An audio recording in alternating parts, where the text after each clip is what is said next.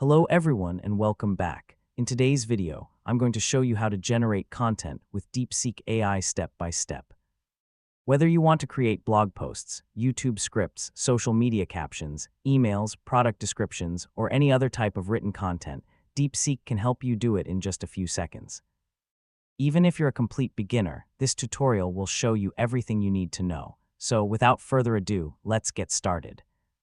First, open DeepSeek and click New Chat to start a new conversation. Next, click inside the message box and type a prompt describing the content you want. For example, you can ask DeepSeek to write a blog post, a YouTube video script, a social media caption, or an email. Once your prompt is ready, click the Send button or press Enter on your keyboard.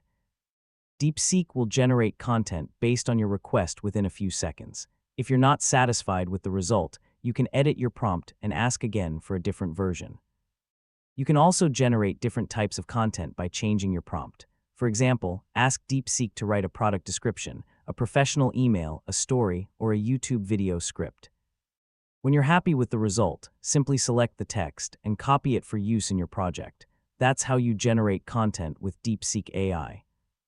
Thanks for watching, and I'll see you in the next video.